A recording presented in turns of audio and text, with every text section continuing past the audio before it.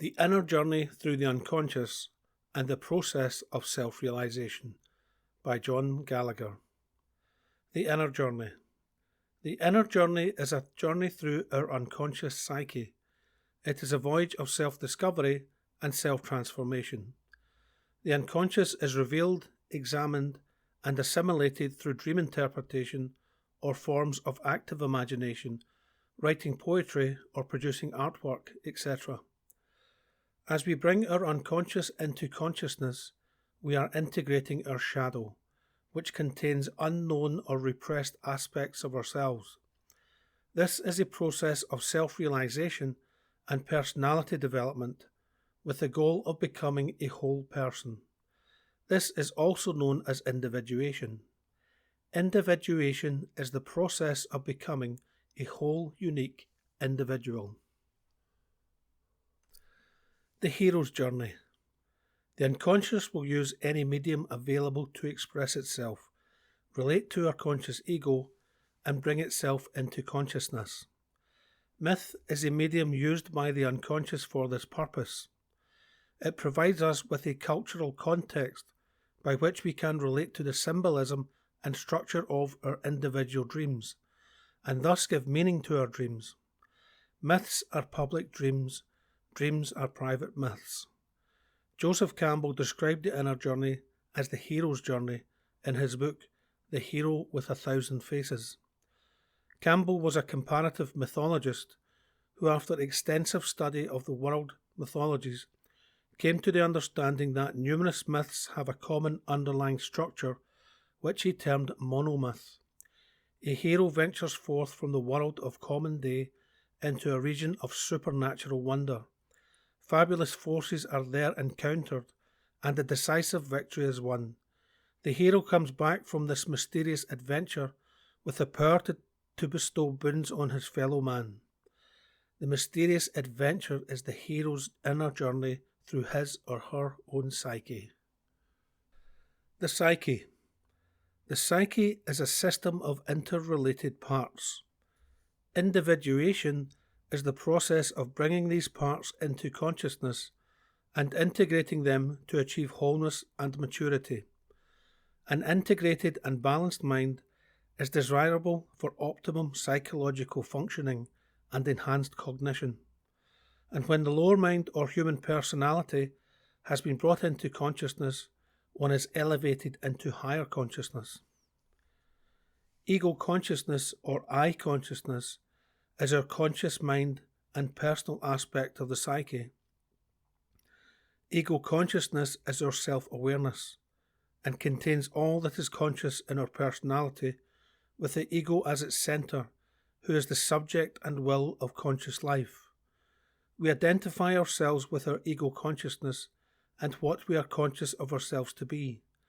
As we go through life and progress in the process of self-realization, our identity, and therefore ego consciousness, is continually changing.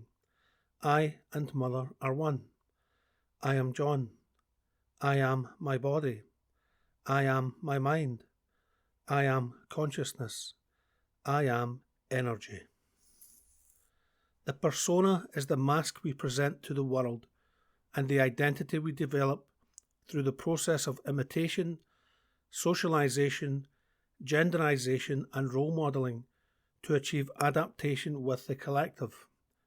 It is formed around the accepted norms and values of our culture and environment, and is built upon our ego consciousness, which is characterized by our strongest psychological functions of consciousness and our defining attitude of introversion or extroversion. We have 4 cognitive functions of consciousness: thinking, feeling, sensing, and intuition. We have a primary function, an auxiliary function, a tertiary function, and an inferior function. For example, I am an INTJ. My primary function of consciousness is intuition. My auxiliary is thinking, my tertiary is feeling, and my inferior function is sensation. I am logical and rational, and used to identify myself exclusively as being a thinker, and this facilitated my adaptation to the external world by my becoming an engineer. However, as we progress in the process of individuation, our personality and cognition become more balanced. My thinking is now complemented with feeling. Our inferior, incompatible, and immoral characteristics, which conflict with our perceived ideal image, persona, are repressed to form a shadow. Although our shadow can also contain unrecognized positive qualities. Our shadow is unconscious, and it takes considerable moral effort to bring it into consciousness. But when we realize that everyone has a dark side, there is nothing to be ashamed of. We all have our strengths and weaknesses. Everyone feels fear, and everyone is selfish. And we've all did and thought things we aren't proud of. Our conscious mind is a fraction of our psyche, and the vast remainder is unconscious. Our unconscious has a personal, collective, and universal layer. The personal unconscious is specific to the individual and contains unconscious personal traits and experiences. The collective unconscious is the collective layer of the unconscious that all mankind has in common. It is comprised of elements of the psyche, archetypes, which are represented by archetypal images, symbols, in dreams, myths, and other forms of creative expression. Archetypes are constituent parts of the psyche and innate ideas which provide the foundation of our thinking and perception. They include the anima, animus, great man, great woman, child, id, and the self. The universal unconscious is the deepest transcendental layer of the collective unconscious and is universal. The call.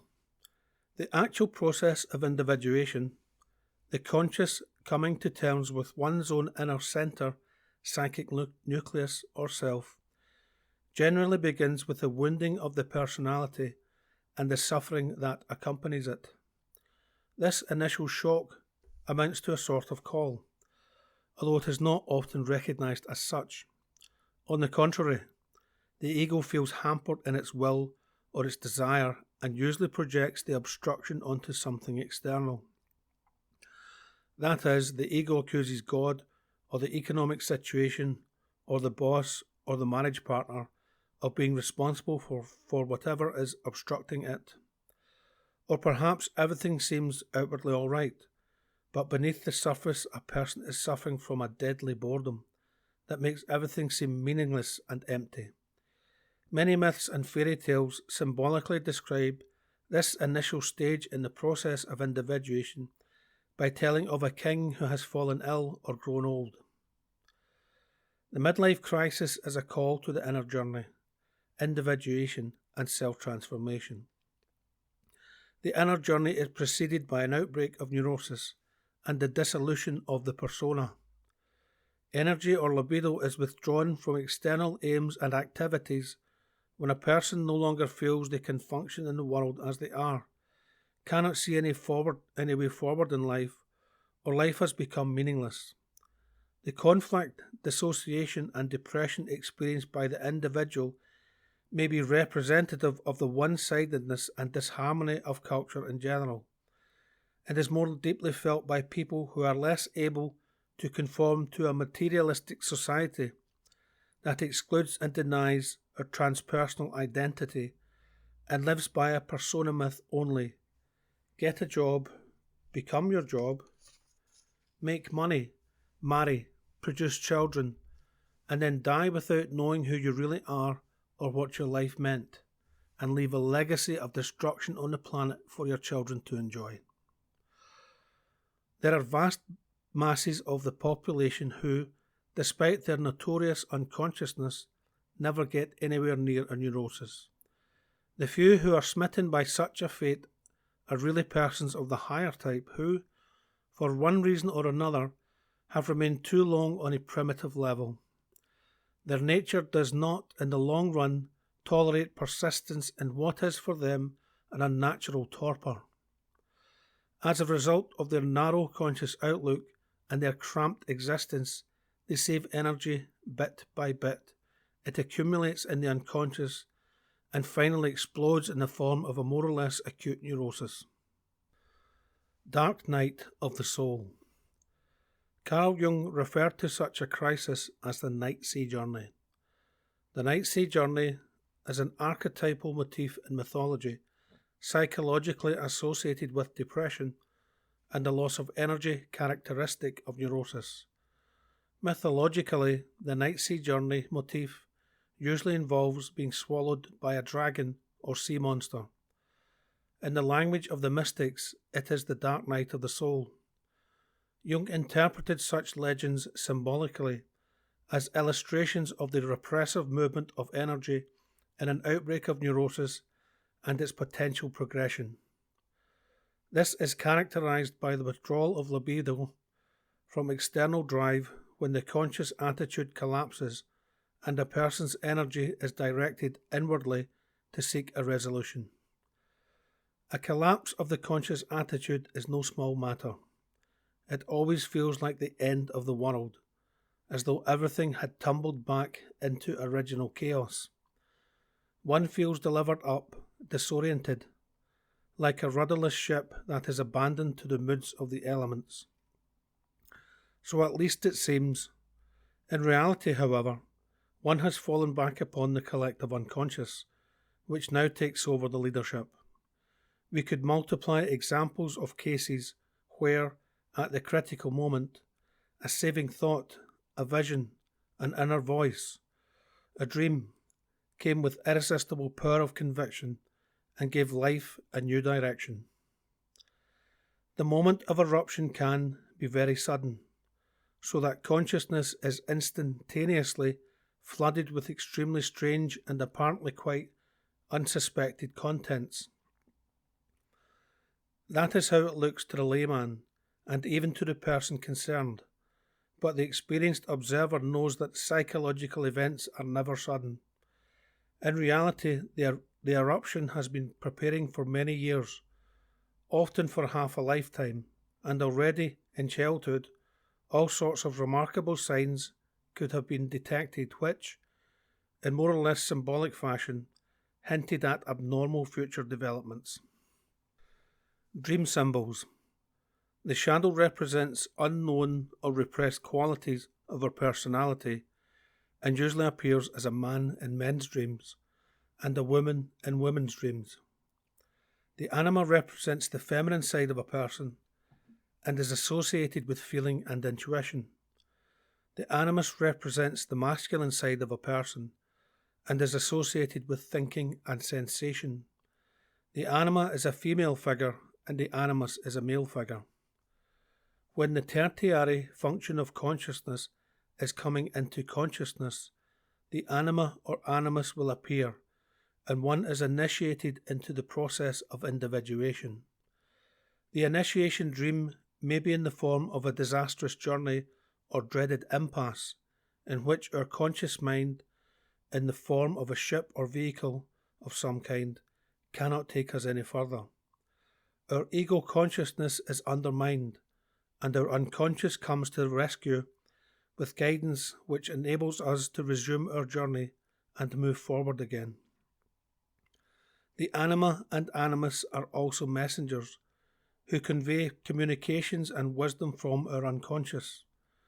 The unconscious in this context being our unconscious mind, and is commonly known as our inner wisdom, inner guru or higher power, and appear in dreams as a great man or great woman we hold in high esteem.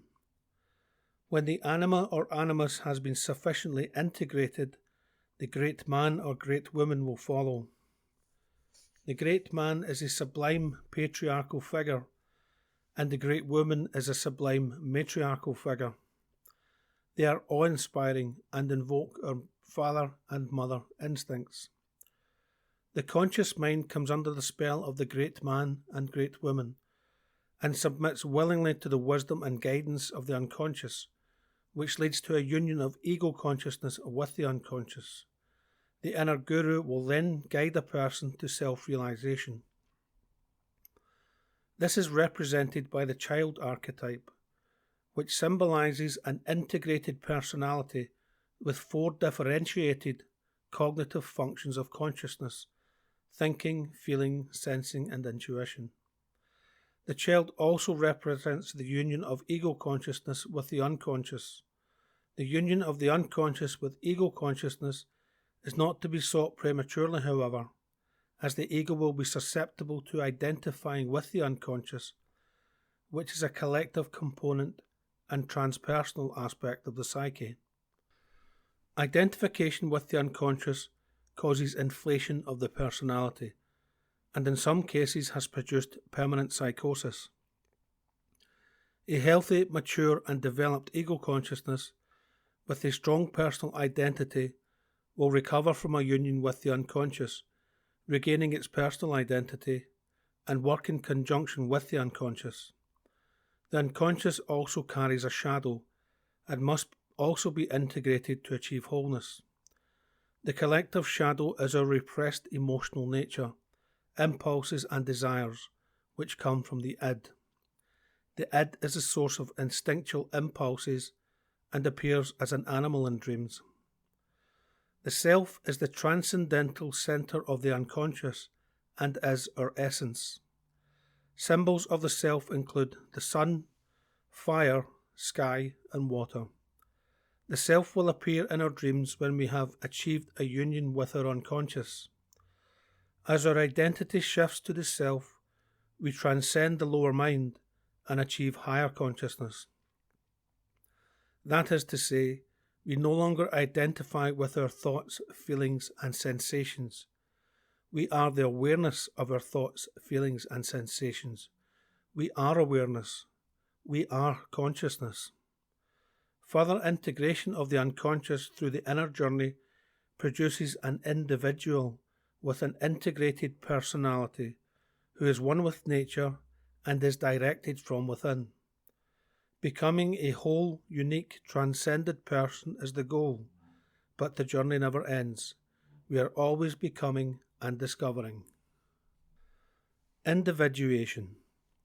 Every advance in culture is psychologically an extension of consciousness, a coming to consciousness that can take place only through discrimination.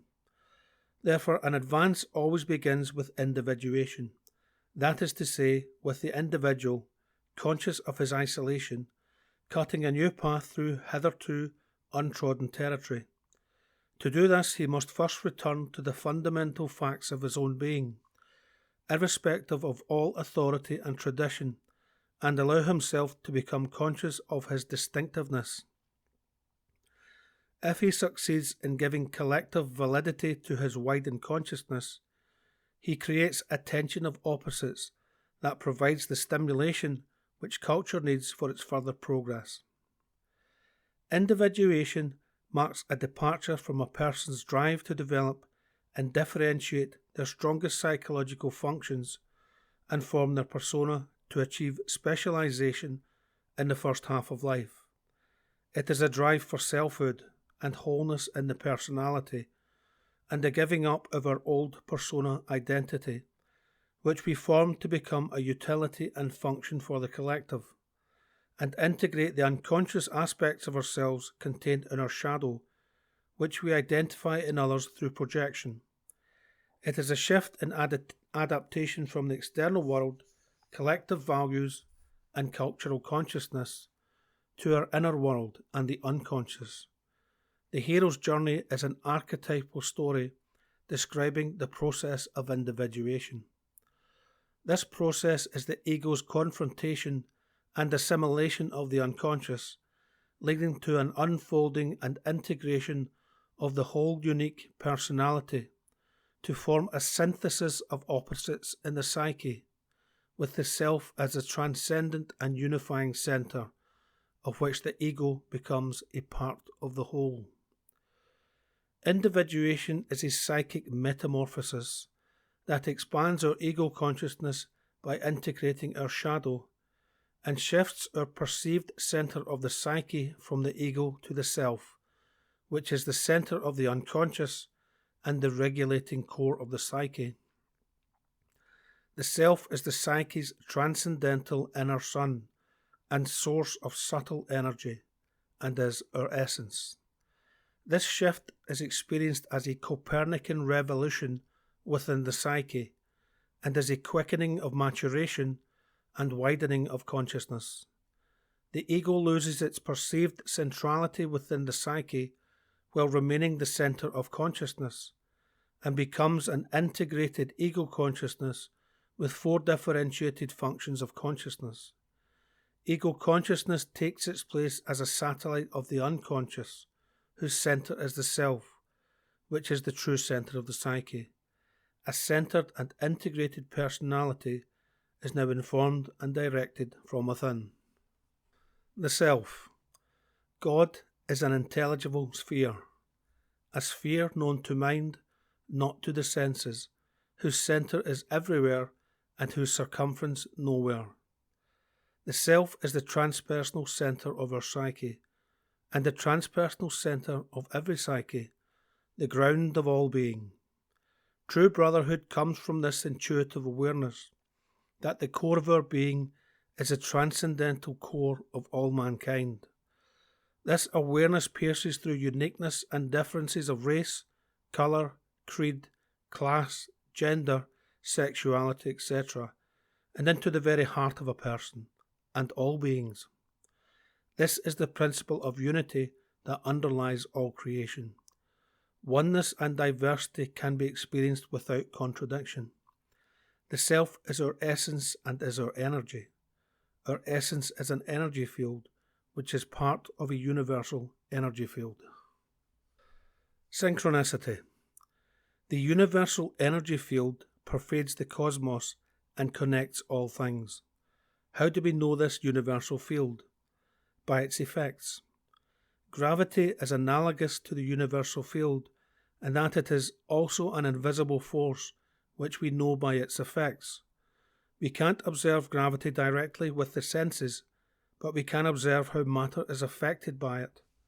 What goes up must come down, the ocean's tides, the orbits of the planets, etc. So what are the effects of the universal field? Synchronicity is an effect produced by the universal field. Synchronicities are meaningful coincidences. It is the significance of these coincidences for the person experiencing them which makes them meaningful. Synchronicities appear to be unrelated, but are actually connected by the principle of the universal energy field, which permeates the universe and connects all things. The energy dimension is operating at a higher frequency than the material universe, and is outside the range of the ordinary human senses, but is known by our sixth sense, intuition, which is repressed and undeveloped in modern people. There is no separation in the energy dimension. This is the realm of the unseen, subtle reality, energy, consciousness.